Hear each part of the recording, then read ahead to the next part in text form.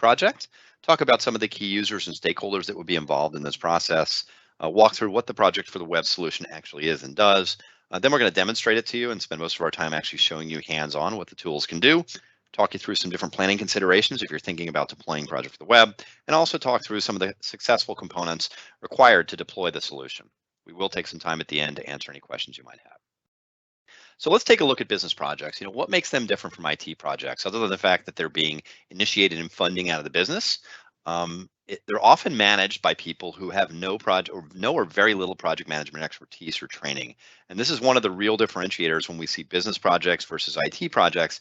IT projects generally have IT project managers that have been through this for 10, 15, 20 years. Business projects are often run by folks in finance or operations or marketing that do manage projects as a day-to-day job, but they're not trained in formal project management processes and methodologies. They have a way to do it and the way they manage their projects, and that may be very different than the way the person next to them or the person down the hall or the person in a different group manages their projects. IT organizations have spent the last 30 or 40 years standardizing on project management, standing up PMOs. A lot of the business side doesn't have that in place. If we look at R&D and new product development, yeah, it's been standardized because those procedures have to be. But on the business side, we're talking about marketing, sales, finance, and operations. So you find you have a lot of people that don't have much expertise with with project management tools in general. Often business projects, and again, there's caveats here, are smaller in size than IT projects. IT projects can be 6 months, a year and a half, have tens of hundreds of tasks and activities. Business projects, while there can be some larger ones, are often smaller in size when we think about the activities involved. Maybe they take a week or a month or maybe 2 or 3 months, and they're typically smaller in size, but there are exceptions to that. When we talk about size, we're looking at the number of tasks and activities and the number of formal deliverables on a business project. Now, a lot of that may come from the fact that there's not a formal methodology, so people are not talking in terms of formal deliverables and milestones and expectations, and they don't have a formal task structure. It's a set of activities. So a lot of it gets down to the definition of this. Often we find business projects involve fewer stakeholders. If we're doing an IT project, you're probably going to have someone on the business side that's a sponsor. You're going to have an IT sponsor. You're touching infrastructure and marketing and operations and all the parts of an IT organization. But a lot of times you only have maybe one stakeholder. You've got one person managing the project and 2 or 3 team members that are actually working on this within the group. So a lot of times they can involve fewer stakeholders. As I mentioned before, we've done some work and studies, and we've actually worked with reading some of the Gartner studies. A lot of times business projects don't follow the same methodology. They're often done based off how the manager wants to run them. They don't have a PMO specifically for marketing or for finance or for operations. They're doing things as they know how to do things from a business perspective. A lot of times business projects, and this is becoming a little rarer these days because of digital transformation, but they may or may not involve a system in any way. So they don't touch IT. So you're not talking about a life cycle of IT management and application development. It's mainly going out, getting a vendor, delivering on something to the business and closing it up. So they involve a lot of vendors a lot of times. And a lot of times they're not doing any kind of what we call formalized resource management, which is actually looking at, hey, how many people do I have in marketing? What are they working on? What are they allocated to? And doing forecasting and resource planning. And they don't do time tracking around specific activities. This is just part of their job. So if the marketing lead or the marketing analyst has 4 or 5 projects he or she is working on, they're not worried about allocating their time to something. A lot of times in IT, they are doing detailed time tracking because they're actually charging back to different parts of the business. A lot of times we found that actually business projects are managed using a couple of different tools, mainly informal tools. They're using email to communicate. They're using documents to share back and forth. They may be using SharePoint or Teams to store those documents in one place. And a lot of times, project managers in the business are using Excel to build a schedule of activities and tracking that because they find Microsoft Project is just too heavy. It's just too much work to learn that. They're not having a big project with a lot of methodology and details in it. As with any project across the board, they always should have some kind of a business outcome or result they're looking to deliver because it is a business project at the end of the day. We're not just doing it to do it. We're doing it because we see some business value from this. And then what I'll do as a caveat here is this is all sometimes. We've been in organizations where sometimes business projects are just as big as IT projects. Sometimes they involve 50 resources. Maybe it's an HR transformation that involves 200 people globally. That's not an IT project, that's an HR project. You can have multiple stakeholders involved in this. So just as a general term, business projects can be all of these characteristics, but a lot of times they're not, and they do involve more rigor and more process. And if we look at the tools in the Microsoft ecosystem for project management, it's always about selecting the right tool for the job. If you look at the matrix on the left, we've got capabilities, low to high. We've got role from an information worker to a casual or business project manager. Casual is kind of a not really a great term, but think of it as a business project manager to more of a professional project manager who's maps to a PMO or does IT projects. There's always a right tool for the job. And also it depends on complexity. Am I just doing task-based work where we're not really doing projects? Do I have small, lightweight projects that aren't very complex, or do I have enterprise strategic projects and programs and initiatives that are global in nature? It's really about picking the right tool for the job. So we're finding a lot of folks in the business project management space are gravitating towards project for the web. They've been introduced to web-based project management tools like Asana and Basecamp and Smartsheet for the past 3 or 4 years. And those are pretty attractive because they can go out, they can swipe a credit card, they can start using the tool. They don't need a lot of training, and it's fairly intuitive to do what they need to do. That's really the approach Microsoft has taken to Project for the Web, is a visual, intuitive solution really designed for business project managers, people that aren't informal PMOs, that want a dynamic web-based experience that can work from anywhere, that can collaborate with team members and be connected in Office 365, but they want all the security and trust that's part of Office 365 and data access, not putting their marketing data out on a random cloud where you don't know it's stored, and then all of your information about your business proprietary is somewhere else. It's all about control and access to that data, and Project for the Web is a really, really great solution for these business projects. So let's talk a little bit about Project for the Web and some of the key features that are a part of it. If we look at it, there's really 8 different components to Project for the Web. We start on the top left. We're looking at a simple, intuitive scheduling engine, and that is the core for what Project for the Web is all about. Microsoft got a lot of feedback that Project on the desktop is a very, very intimidating tool. There's a lot of functions, and people generally will just, if working on a business project, they'll kind of throw it away and start using Excel. Microsoft wanted something that sat between Planner and Microsoft Project, and that's really the marketplace for Project for the Web. Simple, basic project scheduling, building tasks and activities, and tracking that progress. The ability to do document tracking. On every project, there's going to be some kind of documents that are produced, whether it's a formal deliverable, sign-offs, contracts for our different vendors, reviewing any kind of design documents we have out there. If we're working with maybe a third-party vendor, we want to do iterative design on that stuff. It's all about tracking and managing documents or deliverables on the project. Task notifications are something else that when I create a task, I assign it to someone, they get notified that an activity is out there, and then they can come in and view that information. That's a really, really big one, and that's something that Project for the Web provides today. Reporting and always having the ability to actually look within a project as well as across projects to look at progress, to see what's late. So if I'm the director of marketing, I want to go in and see the 7 or 8 projects I have going on, who's managing them, what's the progress on those projects, what's the status, what's going right and wrong, and be able to pick up the phone and say, hey, Jane, why is this project behind? I see it's in the red right now, or where are the key deliverables? It was supposed to be done a week ago. Where is it? If it's business critical, you always want to have that information. Another key requirement that's emerged over the last 18 months, specifically with the pandemic, pushing people to remote work, is Teams integration. Integration with the Microsoft Teams platform. That's really important. We're finding folks are spending 60 or 70% of their day in meetings in Microsoft Teams. So why not enable access to your projects just like you would anything else in Microsoft Teams as an application? So we're going to go through and talk about that and show you. Task updating. So I not only want to alert people that they have tasks, I want them to be able to come in and not only view them, but update their progress. And today, Project for the Web doesn't have that functionality. It has notifications, but Microsoft, as part of their roadmap, is actually building this functionality. They got feedback that, hey, we don't just want the business project managers using this. We have team members that need to go in and look at their tasks and activities. So they've been building this functionality. It's something we're going to see near term released in the actual product. Extending that solution out in the green box is really important. So we find you may start with, hey, I just need some basic project schedule information, but over time, you may want to track all the issues related to a project, all the changes related to the project. Maybe you want to snapshot status on a project or capture information like the business case or the priorities on the project. I don't want to have to go buy another tool to do that. And this is where Microsoft really allows you to extend the solution out. Everything within Project for the Web is built on something called the Power Platform that lives in Office 365, which means we can build a Power App on the back end of that and extend it out and build these kind of components so we can grow as the organization's needs grow as well. So it's not just about the scheduling and the documents, it's also about information related to that project. And finally, the big request is simplify your licensing, Microsoft. There's 3 or 4 different project licenses. Make this easy for me to get into the solution. And today, there's really only 2 kinds of licenses you need for Project for the Web. You need something called a Project Plan 1 license if you're a business project manager getting in and building and managing and updating a project. Or you need a Microsoft 365 license if you're coming in as a team member and being notified of tasks and activity and viewing and doing a view only of projects, or even as a manager going in and doing a view only of different groupings of projects and roadmaps. So it's nice Microsoft has really spent a lot of time simplifying not only the application, but all the licensing, because you don't want to have to get into a complex licensing structure if you're trying to deploy a simple application.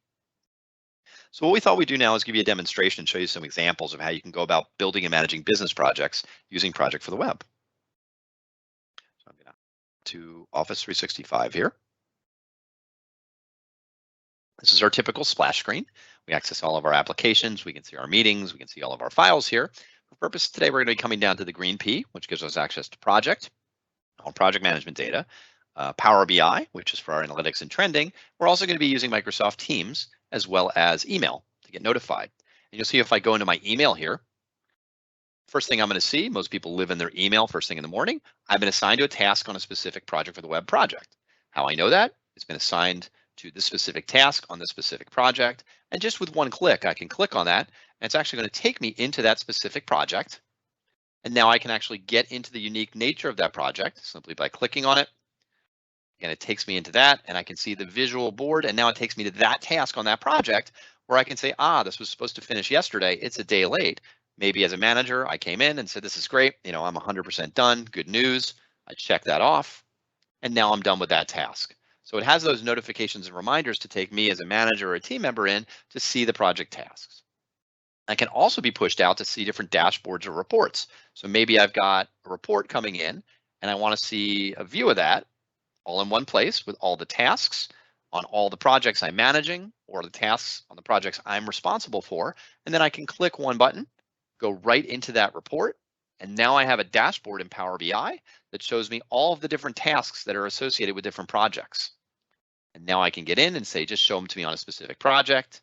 And by the way, show me just the tasks that are overdue. And now I've got a listing of the 6 or 7 tasks that are overdue on that project. So what we can do is we can use triggers in email notifications through Power BI and Project for the Web to get to information that's important to us for decision making. So it's a nice feature. But let's hop down here to Project. We're going to go into Project, and this takes us to something called Project Home. Project Home is going to aggregate information for me as an end user for any recent projects or tasks or activities that I've been assigned to or tracking recently. And there's really 3 different components you'll see here in these cards. There's something called a project, which is a project for the web project, or maybe it's a PWA project. I've got a roadmap, which is actually helping me aggregate information across different projects, provide access to that. And then I've got something called the Accelerator, and this gets us into that whole back end where we want to build out a more complete solution based off Project for the Web. Let's start with just Project for the Web. I'm going to open up a business project I have, and this in this case is a marketing campaign.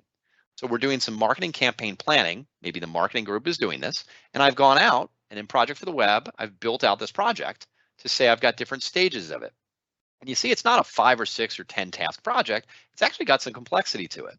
If I kind of go through all my level 1s here, I'm down to 92. I've got a couple hundred tasks here. So Project for the Web is also designed and understanding that, you may have lots of tasks. You may want to update them. But as I build out my project, I'm going to add activities. I'm going to be able to assign these activities to different people on my team. I'm going to create a duration, how long the activity should last. I'm going to be able to create a start and finish date, and also create things like dependencies. Does a task 4 depend on task 3 or 2 or 3? So I know the relationships between them. I can very iteratively say, hey, something is coming before something else. I can drag and drop it up and over. So make a task come before or after something else. I can mark a task complete simply by checking it off, and it makes a dinging sound, which is kind of nice. I also have something called a quick look. So this will show me, by clicking on this, any information about that task. When did it start and finish? You'll see the pane will come up on the right. How far along is it? Is it been inserted in a specific bucket? And I'm going to be able to visualize my information into different buckets. What is the effort? Or if we're doing duration, we can hide that. Are there any dependencies? And finally, we can go in, we can add different attachments. We can insert attachments from our computer. We can insert them from another place. What Microsoft is going to do, it's going to create something called team files, which is actually a SharePoint Online site for every project. And within those team files, this is where we're going to store the documents. Maybe we've got the creative documents for review, the design documents, we've got contracts with our vendors, We've got, again, general information. It's all stored here against the project within SharePoint Online, connected into Project for the Web. So this is that grid view where the project manager is going to, or the manager is going to come in and build out the plan for how the project's going to be actually achieved. They're also going to be able to go visualize this in a visual Kanban. And Kanbans have become really, really popular over the last 5 to 10 years as a great way to visualize information. You can organize your information in these buckets for what hasn't started, what's that next up, or what's in progress, what's been done. So you can see a full listing of all the things that have been done on the project. You can create buckets for things like for VP review, for CMO sign off, requires management approval. You can actually go in and create your own buckets here and then drag and drop tasks and activities into those buckets. And those buckets are going to stick so you can report off those buckets on the back end. And this is a really great way to organize your information. So if you're sitting down with your team of 4 or 5 people working on the project, let's group this by who it's assigned to. So you may sit and say, hey, Josh, how are we coming with this establishing new markets task? And he may tell you, great news, I'm almost done with it. I'm about 90% done. You can come in, update the status, and there you're good to go. Or Sarah, tell us a little more about this. It looks like you haven't started. Actually, I'm halfway done. And it's in progress right now. And I've done about, I have about 10 hours left of work to do. Plus, I can add an attachment and say, I've got an attachment for my computer. Here's the actual deliverable. I'm going to insert that right here. And now, boom, I've got everything I need on that task, and all the activities, all the notes are logged against it, as well as I can add notes up here and say, Sarah is almost done, just waiting for Jane's approval. So you can keep a continued streaming conversation here against the specific activity, and then you can always go back and look at that over time. And Kanban boards are a really, really powerful way to review status with the team. You have a quick stand-up meeting, you review status, say, okay, I'm just taking over this task here. Let's give that to Sarah. Let's move that into her to-do bucket, and let's move forward from there. And then she'll get notified if she's assigned to that task or activity. The third view is more of a visual timeline, and this is your traditional Gantt chart, where as a manager, I want to visualize tasks and activities. I want to roll these up and down so I can see different phases of work. And I can start to see what tasks or activities have started, what's in progress. And just like before, I can double click. Jim just got started on this. He's halfway done. Update the status. Or, on this task, I just learned it's going to take another 5 days. What I can do is I can actually drag and drop that out to the new date, and everything is pushed out from there. So you can actually take tasks and drag them in, drag them out, even create relationships and say this task here is also impacting the start of this task here. And then I've created that relationship between those tasks and activities. So using Project for the Web, just the core service allows us to build out a project schedule, to assign tasks, to visualize that information, and also add different documents and add notes and activities to different tasks and activities. We can also export this information if someone really wants to see it in Excel. We can copy it and use it as a good starting point for a new project, or we can look at all the project details. Give me all the information and summarize it all right here. So for a business project manager, this is a great tool for getting started and building out your project. It gives you all the information to look at due dates, notes, assignments, documents, all in one place. So, most organizations we've found want to start to aggregate this information. What you can start to do is actually start to build out roadmaps. So what we can do is we can build out maybe a marketing roadmap, and that roadmap is going to made up of several projects. On the left, we've got that campaign planning project, which we just reviewed. We've got a marketing assessment. We've got a website planning project. These are all part of a broader set of initiatives we have. So maybe as the marketing manager, I want to see a roadmap with all those projects, but I also want to know the status of different activities and how much closer are we getting to getting our planning complete for the year. We can also set up these top level dates, and then we can share these roadmaps with different individuals, marketing managers, directors, so people always have visibility, and the dates on these are going to change and the status can change once you update the information. So as a manager, you're going to go in and update the details, and then everybody that comes to that roadmap is always going to see the most recent version of that. The data here is coming from your Project for the Web projects, so you can put it all in one place and visualize it in a roadmap. And this is a functionality called roadmaps that's built into Microsoft Project and the Plan 1 as well. So really nice functionality here. Building those roadmaps is really for a project manager to do, but then people can come in and they can actually view those using the tools. So let's say we went in and we actually wanted to go into Microsoft Teams now. We want to actually see this information and organize it in Teams, which is a pretty popular way to do it. What I'm going to do is I'm going to go to Microsoft Teams. It's logging me in. And structurally, we find a lot of organizations are setting up a team for each project. It kind of makes logical sense because in Project for the Web, when we set up that project, we can associate it with an existing team or a group, Office 365 group, or a new group. So if we created a new group, we may want to come down here and maybe we created a project for all of our marketing campaigns and teams.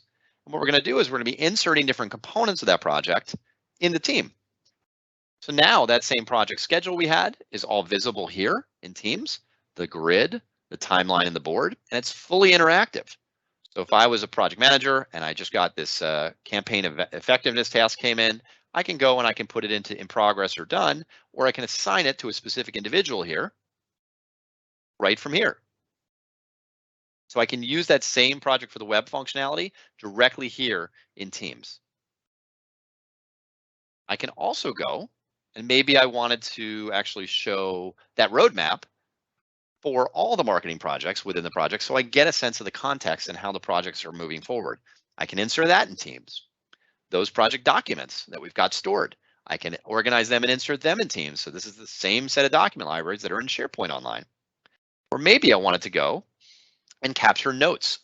Maybe I've got status meeting notes. Well, for every SharePoint site, we can also have a OneNote notebook. And that notebook is associated with the project. Now we've got all the unstructured meeting content and information, and now it's quickly accessible where I can go and update for the day. Here's what we need to do next. Update all that. This is updating the backend OneNote notebook. Finally, if we have any tasks or activities we want to assign to people that's outside the schedule. So maybe we want Jim to go out and just do a quick poll. It's not a scheduled activity in my work plan, but it's something that's coming out of a status meeting. We can actually go, and this is where we're going to use tasks for teams or planner and go in and create different tasks, assign them to different people, create different buckets. Again, we're using the best of the Office 365 and Microsoft Teams environment to leverage it to deliver projects successfully on time and on budget. This is all coming through native Project for the Web, Microsoft Teams, Microsoft Tasks for Teams, and then the SharePoint Online Foundation below it. And all it is a matter of organizing this information, setting it up properly, training different end users on the functionality, they can start using it. So instead of dropping them in Teams and saying, go manage a project, give them these tools and the structure, give them some basic knowledge transfer on that, and then they can do it in a consistent way so you have all that data on the back end. And that's really one of the powers of this. You can access all this data. So if I wanted to do different kinds of reports, I can go into Power BI. I can pull up different dashboards. Show me all the projects right now that haven't started yet versus the ones that are in progress. Or show me a project timeline on all the projects I have going on across marketing right now. Or maybe I want to look at all the milestones, all the tasks that are coming up that are 0-day duration that are getting finished. And maybe I just want to focus on the ones from a specific project manager. Show me all of Jim or Mike's milestones on what projects all in one place. Or maybe I just want to look at specific projects and roll them up. I don't want people to have to go into the project management system. Let them go in and select the projects they want to put into their timeline. And now they can build a dynamic report with all of their projects all in one place. And now you get a dynamic timeline view. Again, you're managing the details on these projects, but they're able to get in here and look at all the detail behind it that they want to make their business decisions on the status. And finally, for team members, they have the ability to go in and look at my work. I can look at all of my work in one place and say, okay, for a specific person I have, maybe Adam, show me all of his tasks versus Alex versus somebody else, and show me all the stuff that's on track versus overdue. Because I really want to know my overdue tasks. Here they all are in a visual. So instead of having to go to a timesheet, I can visualize this and go, geez, I'm kind of behind on a bunch of tasks and activities. I better get to those. And then through one click, I can actually take it right into the project and right into the task. This is really leveraging Power BI driven off that Project for the Web data. It's a really, really powerful way to do this. Okay. So that's really the second step, is using reporting, and that's what most organizations need, basic reporting around their tools. And these are some templates that can be deployed as a part of your solution. But let's say you want to get to the next level. You're doing marketing projects, sales projects, operations. Maybe they're getting a little larger in size. You have other information you want to track on those projects. I mentioned that Project for the Web is built on a Power Platform. So what we can do is we can enable access to that Power Platform and start to aggregate information across it. So you'll see we're actually now in an interface that's purple. It's not green anymore. That means we're in the Power Apps environment, and we're using that to tap into data that's in Project for the Web. So maybe if I wanted to go look at all the projects I have in Project for the Web, all the data is stored in the Dataverse, which is the backend database. And now I can see all the projects and I can sort them by name, by mine, by all the projects I have across the organization. And these are the same projects you saw in the Project for the Web interface. But let's say I wanted to go into this, and now I can capture other information or data about the projects beyond the schedule. Maybe for every project I have coming in, I have to name it a project type. Maybe it's a marketing or operations or finance project. I want to say which part of the business is doing it. Finance, operations, IT, sales, and marketing.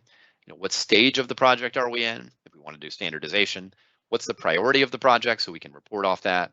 Who's the executive sponsor and the manager? We can come down here and look at different calendars if we have people working different schedules. Here's the information from the schedule on the right and the effort coming from that. But also maybe we want to capture the business case. If we can put it in data instead of a document, why not do it? That means we can report off it. So maybe we want a description of the project, a business case, a value statement, even start to prioritize the project against our other initiatives. This is more advanced project management stuff, but maybe this is information you're going to capture about your projects anyway. It's just building off the data you have in your project schedule. A lot of business projects, in fact, most of them involve financials in some way. What's the budget for the project? What's our forecast? What have we spent so far? And what's remaining? And by the way, are we going to see a revenue enhancement? Are we going to be actually reducing cost on this as well? Are we going to see some kind of a benefit, soft or hard benefit? And finally, what's the funding state? And has it been approved yet? This is typically important information you capture about a project. Why not institutionalize it? Why not make it data that you can manage and track? The tasks in your project, these are coming from the underlying project for the web. So this is that same schedule and that same information on our grid, our board, and our timeline. So that's the business, the work plan. But then maybe we want to track project risks. On some more complex projects, what are all the risks associated with the project, and have the ability to capture and manage and triage risks, and even turn risks into issues when they become issues. We have issue tracking here, just as examples, as well as changes. Are there schedule changes, scope changes, budget changes? Change control is pretty important. And even if you don't have a formal methodology for your business projects, as a change comes in, you do want to document it in some way so you can show, hey, we were supposed to finish in September, we're finishing in November because these 4 changes came in. And you can actually document the schedule changes. What was the description of the change? What's the plan around it? What are the benefits? What's the impact? What risk does it add? Has it been approved yet? I mean, this kind of information you would want to track on your changes. And finally, snapshotting status. You always want to create a status report.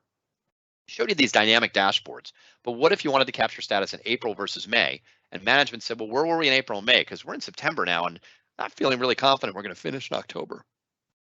You can start to capture accomplishments, plan, additional comments, who submitted the status update, what is the reporting date on it, so we can then generate status reports. And then through this, we have a reporting tool set that's built in. So again, getting to Power BI, we can embed the Power BI reports in this Power App. So if we wanted to run a status report against a specific project, we select it, and now we've got a status report, and these can all be customized based off the specific needs and look and feel you have as an organization. So we can drive our reporting out of this Power Platform on the back end as well. It's all living in the same place. And then we can do things like program management. Maybe we've got a marketing transformation program that's made up of 5 or 6 projects that has, we're spending a bunch of money on the program and it has a bunch of projects within it. We can have that roll up from the projects, or we can just have a program level budget and say we've got a $22 million budget, but we're going to see $45 million in revenue recognition or cost savings. So here's that $21 million savings. What are our program level financials? What is our program status? What are some notes and any other related elements? We can build this out based off the kind of information. Business projects can be very, very large. I mentioned the HR transformation program that's, a 5-year effort, or, the sales and marketing transformation, things like that. These are really programs. They're not projects, and they're going to have projects within them. Using this Power App, the project app, is a great way to enable access to that data. And finally, you can actually deploy different dashboards. So, if I wanted to come to a home page, look at all the requests coming in and maybe capture project requests and intake through this, you could do that as well. If I wanted to look at the breakdown by what we're spending by sales and marketing versus operation versus finance projects, because they're all in the same system, we can do that as well. or the overall health of different programs, or a summary of which business units have the most projects going on right now, and the ability to drill down into that information. Or even saying, how many requests are coming in? Are more coming in for IT or finance or operations, some of the business projects? And again, this is using that Power Platform to leverage and build upon what we talked about with Project for the Web. It's all, again, at the end of the day, it's the same data set. So, our goal today with our demonstration was to walk you through some really good examples, starting from basic project management to more advanced project management, to using teams to drive access and updates to the information to reduce the change curve around the stuff, to actually extending this out using the Power Platform. So you're thinking about going down this road, you've got some business projects to manage, what are some planning considerations? Some questions you can start asking to see if, going to a centralized project management tool makes sense. The first one is, are you really looking for a tool to help the business easily manage and report on their projects? Is there pain here that's worth addressing? And is it really worth enough to go out and make an investment in a new tool? Or are the current tools working fine? What are the actual needs we have to do business project management, to sit down with the 4 or 5 people that manage your marketing projects? What do you really need on a day-to-day basis? What's not working? Let's come up with a high-level set of requirements, and let's share that with a partner who can say, hey, based off this, here's the right solution for the job. The question is, can we use what's really built into Project for the Web today to get started? It's a really good starting point, but is it going to give you enough for what you're looking for? And then you can grow into a more complete solution over time. That complete solution does involve overhead, like any broader solution. It is on the Power Platform, so there's some considerations there. But you also want to start thinking about the people. The people should really drive the selection of the project. What is the experience that people have planning and managing projects? And if you're going to put them into a project management tool, you're going to have to train them in some way on how you want them using that tool. There's no pick up an iPhone and start managing a project. It really is about, hey, I know you're all going to do this differently, but here are the 3 or 4 things I want you to do consistently so we can get some value in the reporting and the data.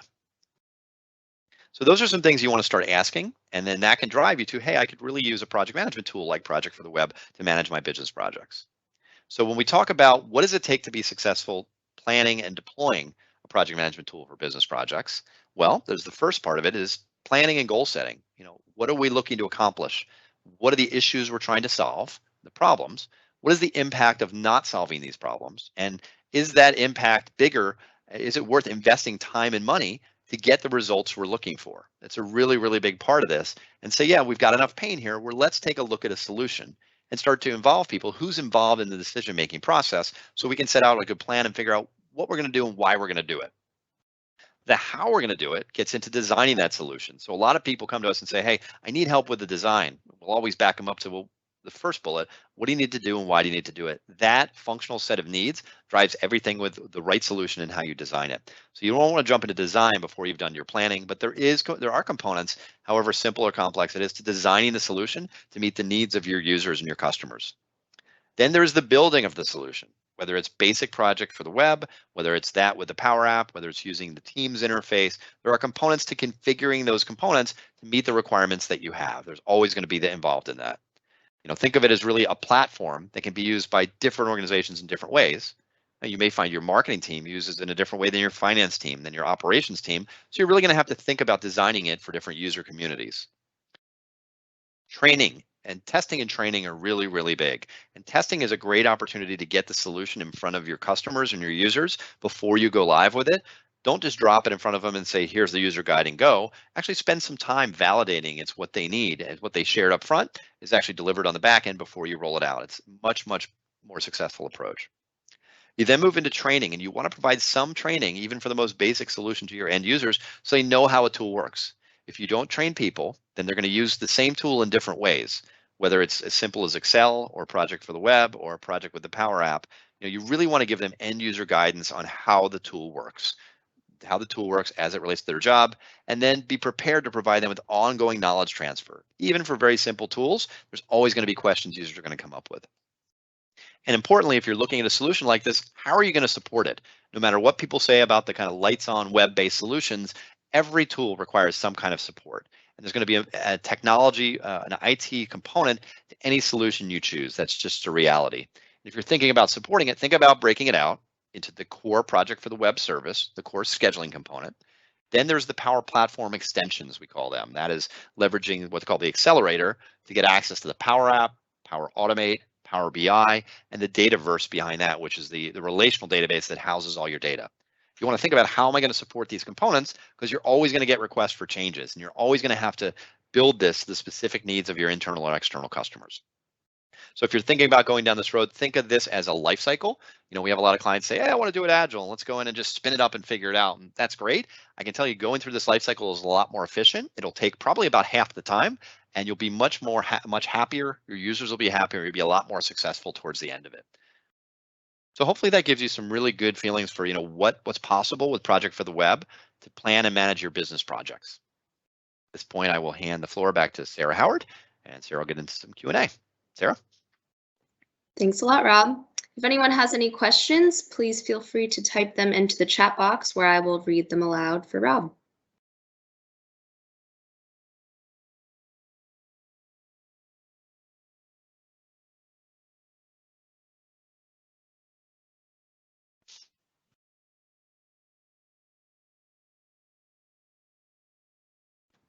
Again, if you have any questions, feel free to type them into the meeting chat.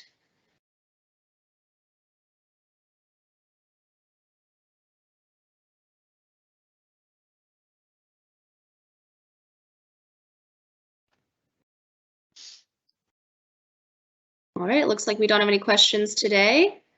So anyways, hopefully today's session gave you some ideas. It gave you some ideas on how to use Project for the Web to manage your business projects. If you're interested in digging deeper to determine if this solution is a good fit for you, feel free to reach out and we'll set up a time to ask you questions and provide you with guidance on what to do. So my contact information is listed here. Feel free to reach out, and thank you all again for joining us today.